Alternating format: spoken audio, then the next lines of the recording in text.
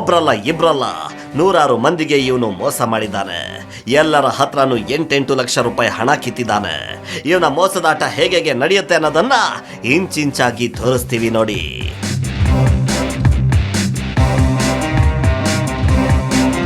ಅದ್ಯಾವಾಗ 100 ಯುವಕರಿಗೆ ಮೋಸ ಮಾಡ್ತಿದ್ದಾನೆ ಅನ್ನೋದು ಜನರಿಗೆ ಗೊತ್ತಾಯ್ತು, ಆಗಿನಿಂದಲೇ ಇವನನ್ನ ಬೆನ್ನತ್ತೋಕೆ ಶುರು ಮಾಡಿದ್ದಾರೆ.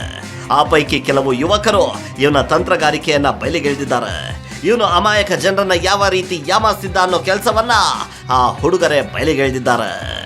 ಯಾವುದೋ ಜೆರಾಕ್ಸ್ ಅಂಡ್ ಟೈಪಿಂಗ್ ಸೆಂಟರ್ ನಲ್ಲಿ ಎಲ್ಲ ಯುವಕರಿಗೆ ರೈಲ್ವೆ ಇಲಾಖೆಯ ಆಫರ್ ಲೆಟರ್ ಸೃಷ್ಟಿ ಮಾಡಿದ್ದಾರೆ.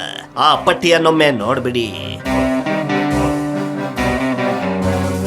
ಯಾವ ಟೈಪಿಂಗ್ ಅಂಗಡಿಯಲ್ಲಿ ಆಫರ್ ಲೆಟರ್ ಟೈಪ್ ಆಗ್ತಿದ್ವೋ ಅವರನ್ನೇ ಹುಡುಕಿಕೊಂಡು ಹೋಗಿ ಇವನ ಟೈಪಿಂಗ್ ರಹಸ್ಯವನ್ನ ಬಾಯಿ ಬಿಡಿಸಿದ್ದಾರೆ. ಅವರು ಬಂದು ಈ ತರ ಒಂದು ಟೈಪ್ ಮಾಡ್ಕೊಡ್ರಿ, ಇವರು ಬೆಂಗಳೂರಿಂದ ಬರ್ತಾರೆ, ಇವ್ರಿಗೆ ಸಮಾಧಾನ ನೀಟಾಗಿ ಕೂತ್ಕೊಂಡು ಟೈಪ್ ಮಾಡೋದಾಗಬೇಕು. ನಮ್ಮಲ್ಲೇ ಟೈಪಿಂಗ್ ಇತ್ತಲ್ಲ, ಕಂಪ್ಯೂಟರ್ ಟೈಪಿಂಗ್ ಸರಿ ಅಂತಿದ್ದು. ಆದ್ರೆ ಇವರು ಫ್ರಾಡ್ಗಳು ಅಂತ ಗೊತ್ತಾಗಿದ್ದು ಯಾವಾಗ ಅಂದ್ರೆ, ಇದು ನಮ್ಮ ಹತ್ರ ಅವರು ಒಂದು 20 days ಕಂಟಿನ್ಯೂ ಟಚ್ ಅಲ್ಲಿದ್ರು. ಬರೋರು ದಿನ ಬರೋರು. ನಾನು ನೆನ್ನೆ ಮಾಡ್ಸ್ಕೊಂಡು ಹೋದಲ್ವಾ, ದಿನ ಬರ್ತಿರಲ್ಲ. ಇಲ್ಲ ಇಲ್ಲೇ ಬಿಡಿ ಸರ್, ಊರು ನಮ್ದು ಹಂಗೆ ಹಿಂಗೆ ಅಂತ ಅಂದರು. ಸರಿ ಬಿಡಪ್ಪ ಅಂದಂಗೆ ಸುಮ್ಮನೆ.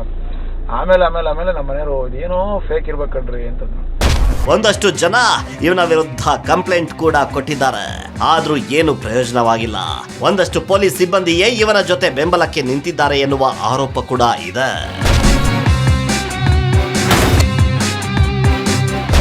ಇನ್ನು ಇವನಂತೆ ಖತರ್ನಾಕ್ ಅಂದ್ರೆ ಇವನು ಮದುವೆ ಮಾಡಿಕೊಂಡ ಸ್ವಂತ ಹೆಂಡತಿ ಮಗಳೇ ಇವನ ಮೇಲೆ ಗಂಭೀರ ಆರೋಪ ಮಾಡ್ತಾರೆ. ಸರ್, ನಮಗೂ ನಮ್ಮ ಅಮ್ಮಗೂ ತುಂಬ ತೊಂದರೆ ಆಗ್ತೈತಿ. ನಮ್ಮ ಅಪ್ಪನ ಕಡೆಯಿಂದ ಫಸ್ಟ್ ನಮ್ಮ ಅಪ್ಪ ಅಂದರೆ ನಮಗೆ ಆಗ್ತದೆ ಇಲ್ಲ. ನಮಗಂತೂ ತುಂಬ ಟಾರ್ಚರ್ ಕೊಡ್ತಾವೆ. ಇವಾಗಂತೂ ಅದಕ್ಕೆ ಇದಕ್ಕೆ ಸೈನ್ ಹಾಕ್ರಿ, ಇಲ್ಲಾಂದರೆ ನಿಮ್ಮನ್ನು ಸಾಯಿಸ್ತೀನಿ ಅಂತ ಎಲ್ಲ ತುಂಬ ಎದುರಿಸ್ತಾವ್ರಿ. ಸರ್, ನಮ್ಮ ಕೈಲಂತೂ ಆಗ್ತಾನೇ ಇಲ್ಲ. ನಮ್ಮ ಅತ್ತೆರ ಮೇಲೆಲ್ಲ ನಿಮಗೆಲ್ಲ ಕೆಲಸ ಕೊಡಿಸ್ತೀನಿ ಅಂತೆಲ್ಲ ಅವ್ರಿಗೂ ಹೇಳಿ ಎಲ್ಲರನ್ನೂ ನಂಬಿಸಿ ಎಲ್ಲರ ಹತ್ರ ದುಡ್ಡು ಇಸ್ಕೊಂಡು ಎಲ್ಲರಿಗೂ ಮೋಸ ಮಾಡಿ ಇವನು ಈ ಥರ ಮಾಡ್ತಿದ್ದಾನೆ, ಈ ಥರ ಫ್ರಾಡು ಅಂತ ಗೊತ್ತಾಯ್ತು ನಮಗೆ. ಇವನ ಈ ಖತರ್ನಾಕ್ ಕೆಲಸಕ್ಕೆ ಇವನ ಹೆಂಡತಿ ಕೂಡ ಸಾಥ್ ಕೊಟ್ಟಿದ್ದಾಳೆ ಅನ್ನುವ ಆರೋಪ ಇದೆ. ಬೆಂಗಳೂರು, ತಿಪಟೂರು ಸೇರಿದಂತೆ 3-4 ಕಡೆ ಇವನ ಮೇಲೆ ದೂರುಗಳಾಗಿವೆ. ಸುವರ್ಣ ನ್ಯೂಸ್ ತಂಡಕ್ಕೆ ನೊಂದ ಅಭ್ಯರ್ಥಿಗಳು ಬಂದು ತಮ್ಮ ಕಷ್ಟ ಹೇಳ್ಕೊಂಡಿದ್ದಾರೆ. ಇವರ ಕಷ್ಟಕ್ಕೆ ಕಾನೂನಿನ ಪ್ರಕಾರ ನ್ಯಾಯ ಕೊಡಿಸುವ ಕೆಲಸ ನಡೀತಾ ಇದೆ. ಇಂತಹ ಮೋಸಗಾರರು ಸಾಕಷ್ಟು ಮಂದಿ ನಮ್ಮ ರಾಜ್ಯದಲ್ಲಿದ್ದಾರೆ. ಯಾವುದೇ ಕಾರಣಕ್ಕೂ ನೀವು ಇಂತಹ ಮೋಸಗಾರರ ಕೈಗೆ ಸಿಗಬೇಡಿ. ಸರ್ಕಾರಿ ಕೆಲಸ ಬೇಕು ಅನ್ನುವ ಅಭ್ಯರ್ಥಿಗಳು ಕಷ್ಟಪಟ್ಟು ಓದಿ ಕೆಲಸ ಗಿಟ್ಟಿಸಿಕೊಳ್ಳಿ. ರೈಲ್ವೆ ಇಲಾಖೆಯಲ್ಲಿ ಯಾವುದೇ ನೇಮಕಾತಿಗಳು ಅತ್ಯಂತ ಪಾರದರ್ಶಕವಾಗಿ ನಡೆಯುತ್ತವೆ. ಯಾವುದೇ ಅವ್ಯವಹಾರಗಳಿಗೆ ಆಸ್ಪದವಿಲ್ಲ. ಇಂತಹ ದುರಳನನ್ನ ನಂಬಬೇಡಿ ಅಂತ ನಾವು ಮನವಿ ಮಾಡ್ತಿದ್ದೇವೆ. ಇದು ಈ ವಾರದ ಎಪಿಸೋಡ್.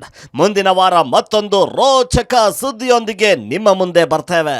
ಅಲ್ಲಿವರೆಗೆ ನೋಡ್ತಾ ಇರಿ ನೇರ, ದಿಟ್ಟ, ನಿರಂತರ ಸುದ್ದಿಗಾಗಿ ಏಷ್ಯಾನೆಟ್ ಸುವರ್ಣ ನ್ಯೂಸ್.